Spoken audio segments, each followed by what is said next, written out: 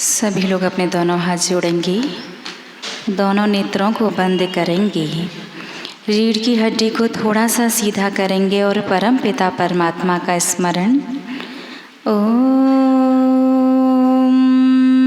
नमः सिद्धिभ्यः।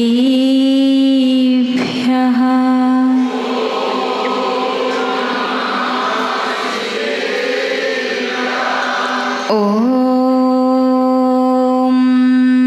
नमः सिद्धिभ्यः।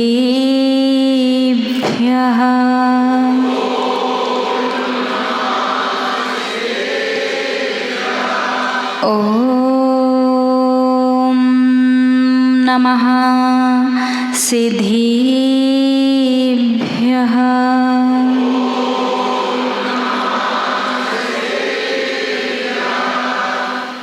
संसारि दावा नल में घनीरम सम्मोह धूलि हरिणे समीरम माया रसादारुण सारसीरम नमामि वीरम गिरिराजधीरम नमामि वीरम जिनराज। पंच परमेष्टि भगवानी की आदि ब्रह्मा आदिम तीर्थंकर वृषभ देव श्री आदिनाथ भगवानी की अष्टम तीर्थंकर श्री चंदा प्रभु भगवानी की श्री अरिष्ट नेमिनाथ भगवानी की विश्व वंदनीय भगवान महावीर स्वामी की परम गुरु परम पिता परमात्मा 1008 श्री सीमंधर स्वामी भगवान की 20वीं सदी के प्रथमाचार्य चारित्र चक्रवर्ती आचार्य भगवंत श्री शांति सागर जी मुनि महाराज जी की अभीक्षण ज्ञानोपयोगी परम पूज्य आचार्य गुरुदेव श्री वसुनंदी जी मुनि महाराज जी की रत्नत्रयधारी तपोधन श्रेष्ठ मम शिक्षा गुरु परम श्रद्धेय गणियारिका श्री सौम्य नंदिनी माता जी की अहिंसा प्रधान श्रीमद जैन धर्म की परम पूज्य 105 आरिका सुयोग्य नंदिनी माता जी की जय। आरिका संघ की जय। धर्म स्नेही आप सभी भव्य महानुभाव असंख्यात भवों का जब पुण्य उदय में आता है, कितने भव? असंख्यात भवों का जब पुण्य उदय में आता है, तब जाकर के मनुष्य पर्याय जैन कुल तन पर शुद्र वस्त्र और हाथों में अभिषेक का कलश होता है।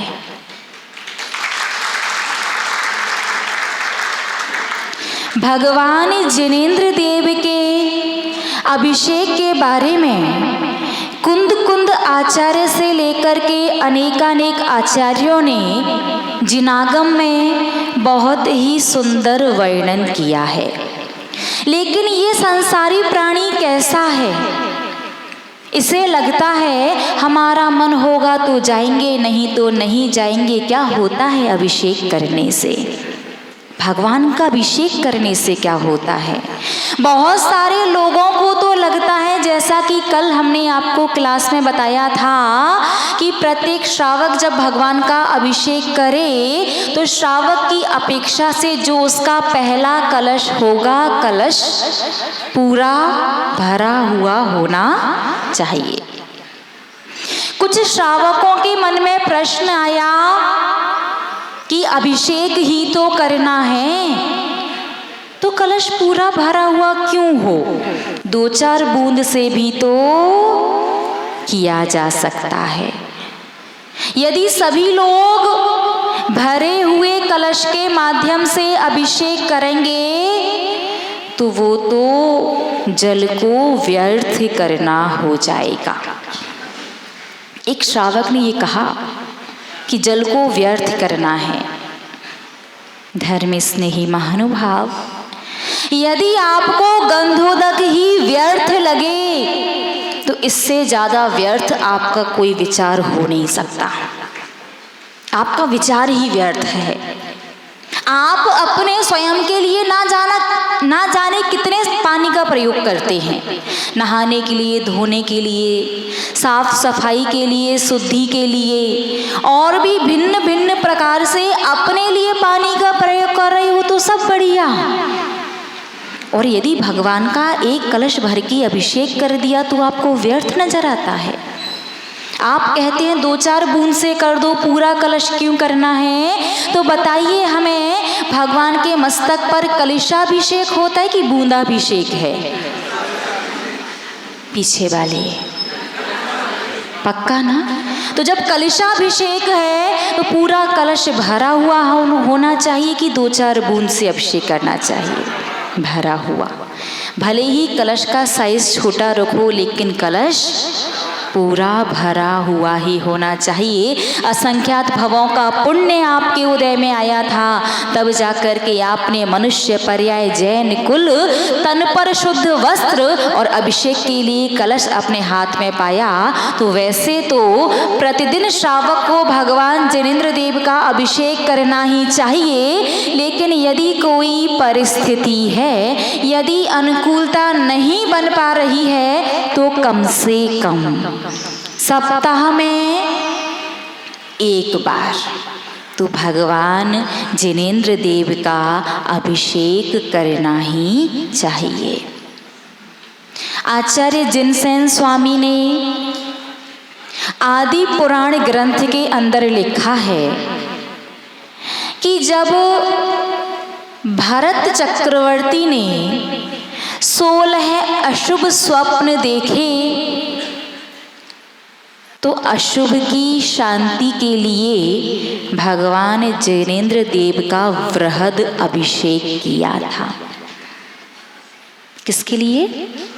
अपने अशुभ की, अनिष्ट की, अमंगलता की शांति के लिए। तो क्या आप नहीं चाहते कि आपके अनिष्ट की शांति हो? क्या आप चाहते हैं कि जीवन में कोई ना कोई दुर्घटना लगी ही रहे? क्या आप नहीं चाहते कि आपके अमंगल की शांति हो? क्या आप नहीं चाहते कि आपकी अशुभ की शांति हो? बोलिए ना। पीछे वाले लोग, सभी लोग चाहते हैं ना? तो जब भरत चक्रवर्ती को 16 अशुभ स्वप्न आए तो भगवान जिनेंद्र देव का अभिषेक करने के पश्चात उसने पात्र दान दिया था।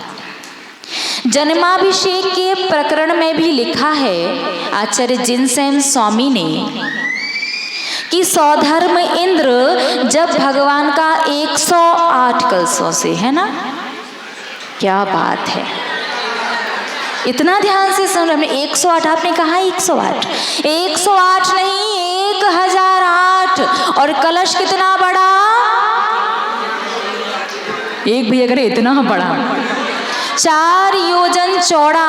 1 योजन मतलब 12 किलोमीटर, 4 योजन मतलब 48 किलोमीटर चौड़ा, 96 किलोमीटर गहरा और 12 किलोमीटर का तो उसका मुख है। कल्पना करो आपका सागर कितना बड़ा, उसके मुंह में ही उसका जो मुख 12 किलोमीटर का है सागर, इतना ही लगभग मान लो। वैसे तो हाँ 19-20 होगा थोड़ा बहुत। एक कलश का साइज 12 किलोमीटर का मुख, 48 किलोमीटर चौड़ा, 96 किलोमीटर गहरा। ऐसे 1 नहीं, 2 नहीं, 4 नहीं, 10 नहीं, 20 नहीं, 50 नहीं, 1008। सौधर्मेंद्र तीर्थंकर ग्रस्त बालक का इतने कलशों से अभिषेक करके अपने आप को धन्य मानता है। अनेकानेक इंद्र इस पूरी प्रक्रिया में जुड़ जाते हैं और संसारी प्राणी छद्मस्त को एक कलश भी कभी कभी ज़्यादा लगने लगता है। सौधर्मेंद्र जब भगवान का जन्माभिषेक के समय 1008 कलशों से अभिषेक करता है, उसके बाद वो जगत की शांति की भावना भाता है। जगत की शांति के लिए अपने जीवन में अशुभ की, अमंगल की, अनिष्ट की शांति के लिए भगवान जिनेंद्र देव का अभिषेक किया जाता है। और भगवान जिनेंद्र देव के अभिषेक से सातिशय पुण्य का बंध होता है, वो तो अलग बात है। आपको कभी समय मिले तो आज से लगभग 2000 वर्ष पहले एक आचार्य परमेष्ठी हुए यति वृषभ आचार्य, जिन्होंने तिलोय परिणति ग्रंथ लिखा है, उसे आप पढ़िएगा। कितनी जगह उन्होंने विस्तार से अभिषेक का वर्णन किया है, उसकी महिमा का वर्णन किया है। जब भी तिलोय परिणति ग्रंथ पढ़ते हैं तो आत्मा गदगद हो जाती है कि कितना पुण्यात्मा है श्रावक कि उसे ये क्रिया करने का, धर्म की सबसे बड़ी और पुण्य की क्रिया करने का अवसर मिल रहा है, लेकिन वो इसमें भी कहीं ना कहीं विवाद को लेकर के आ जाता है। धार्मिक क्रिया जो है वो श्रद्धा का विषय है। किस चीज का विषय? श्रद्धा का, विवाद का विषय नहीं है। जब भी सामाजिक भोजन होता है तो उस भोजन के निमंत्रण पत्र में लिखा जाता है स्वरुचि भोज। क्या लिखते हैं? स्वरुचि भोज, स्वरुचि भोजन। हमने 10 प्रकार की चीजें बनाई हैं, आपको जो पसंद आए वो आपको ग्रहण करना है। आपको लौकी पसंद है, आप लौकी खाइए। आपको तोरई पसंद है, आप तोरई खाइए। आपको टिंडे पसंद है तो टिंडे खाइए। वहाँ कोई ज़बरदस्ती चलती है कि नहीं तुझे लौकी ही खानी पड़ेगी क्योंकि मैं भी खा रहा हूँ, नहीं ना। तो उसी प्रकार से जैसे भोजन स्वरुचि किया जाता है, वैसे ही भजन भी स्वरुचि ही होना चाहिए।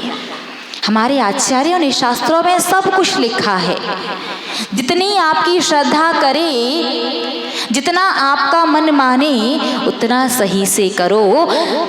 चर्चा का विषय ना बना करके क्रिया को, विवाद का विषय ना बना करके श्रद्धा का विषय बनाओ, ताकि अनादिकालीन संसार में जो भव भ्रमण कर रहे हो, जीवन में जो एक के बाद एक, एक के बाद एक और एक के बाद एक जो समस्याएं लगी हुई हैं, उन समस्याओं से छूट सको। वैसे तो भगवान जिनेंद्र देव का अभिषेक प्रतिदिन करना चाहिए, लेकिन रोज नहीं कर सकते तो कम से कम सप्ताह में एक बार करो।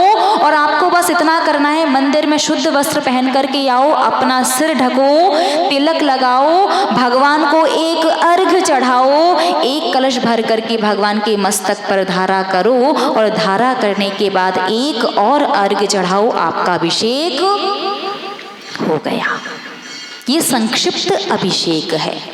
विस्तार से करना चाहते हैं तो मंगलाष्टक से लेकर के शांति धारा तक पूरी क्रिया करनी होगी। और संक्षिप्त में करना हो तो मस्तक को ढकना है, तिलक लगाना है, भगवान को एक अर्घ चढ़ाना है, भगवान के मस्तक पर पूरा एक कलश से अभिषेक करना है और उसके बाद एक अर्घ चढ़ाना है। बस इतना सा। अधिक से अधिक कितना समय लगेगा? 2 मिनट। बोलिए ना, इतना भी नहीं कर सकते क्या? बोलिए ना। प्यासे रहोगे तो परेशानी होगी, फिर भी व्रत उपवास करना।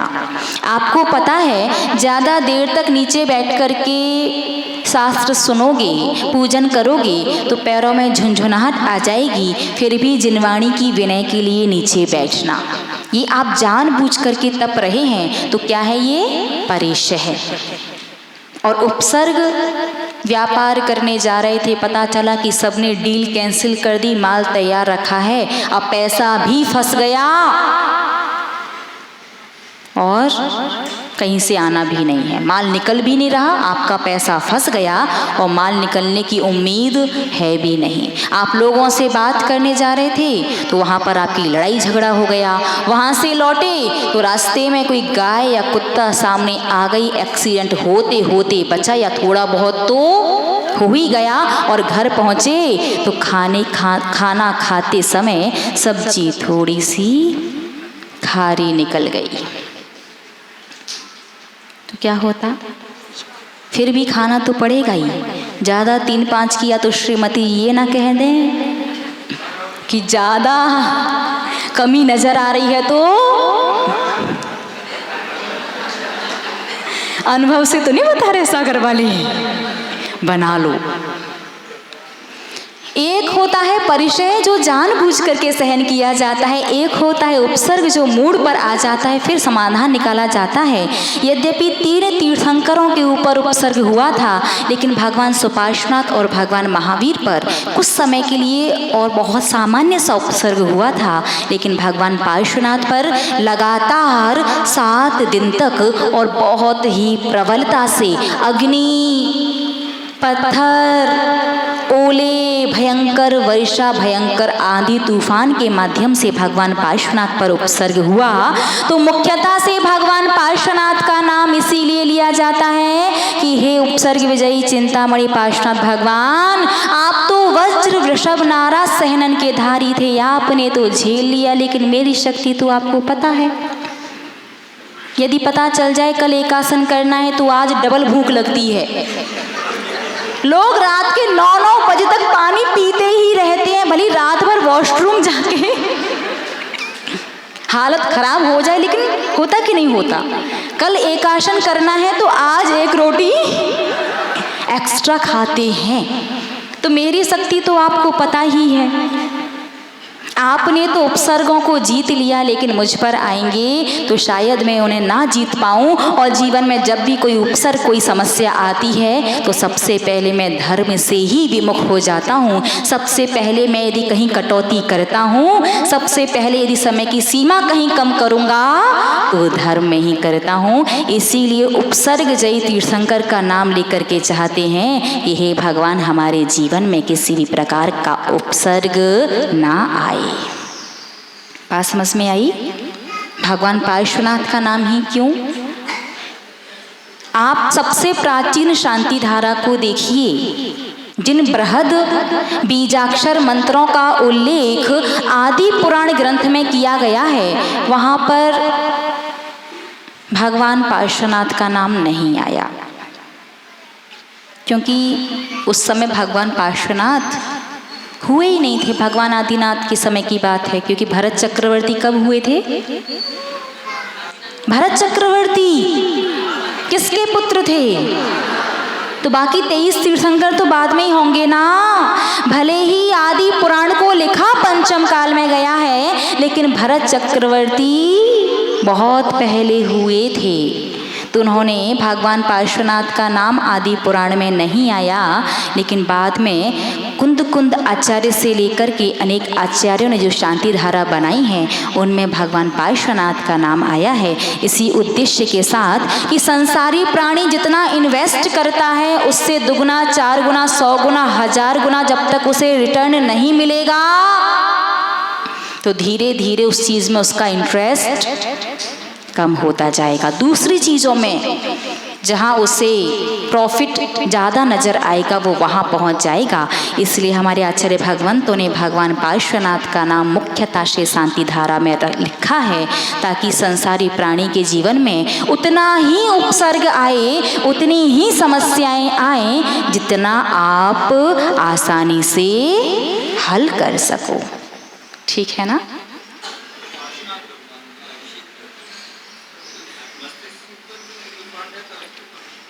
जिज्ञासा समाधान शाम को। ठीक है ना? तो ये तो हुआ आपका अभिषेक का विधान पूरा। अब अभिषेक लेते हैं आप लोग गंधोदक। जैसे ही शांति धारा हुई, गंधोदक लेने की जल्दी, फटाफट दे दो।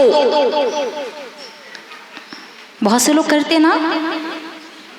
तो गंधोदक कब लेना चाहिए? विराजमान होने का कार्यक्रम थोड़ा बड़ा हो जाएगा, उतना समय ना हो तो। देखिए, सही मार्ग तो यही है, जब भगवान पुनः वेदी में विराजमान हो जाए उसके बाद ही गंधोदक लें। लेकिन यदि उतने समय का इंतजार नहीं कर सकते, तो कम से कम शांति धारा होने के बाद अर्घ्य चढ़ाने के पश्चात, शांति धारा के बाद एक अर्घ्य और चढ़ाओ, उसके बाद ही गंधोदक लेना चाहिए। उससे पहले ले लोगे तो क्या नुकसान होगा?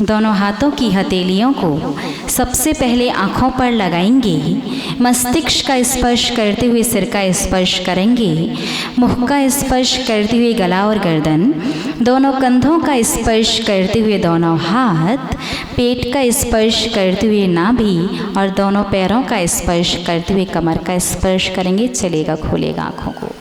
वैसे जो दिवाकर भैया ने प्रश्न किया, हमें लगता है उसका आंसर सबको जानना ज़रूरी है ना, तो सुबह ही दे देंगे।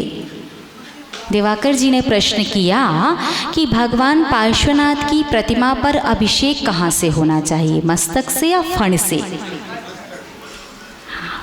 कल देते हैं, ठीक है ना। चलेगा, जिनवाणी स्तुति। मिथ्यात्मे नाश वे को ज्ञान के प्रकाश वे को आपा परिभास वे को भानुसी, छहो द्रव्य जान वे को बंद विधि भान वे को स्वपर पिछान वे को परम अनुभवताय वे को जीव के जताय वे को काहू ना सताय वे को भव्य, जहाँ तहाँ तार वे को पार के उतार वे को सुख विस्तार वे को यही, जवाणी के ज्ञान से सुझे लोकालोक, सोवाणी मस्तक धरो सदा दे धो धोक, हे जिनवाणी भारती तो इस दिन रैन, जो तेरो शरणाग है सो पावे सुख चैन, देव भजो अरिहंत को गुरु सेवा निर्ग्रंथ, दया धर्म पालो सदा यही मोक्ष का पंथ। 9 बार ड़मोकार मंत्र।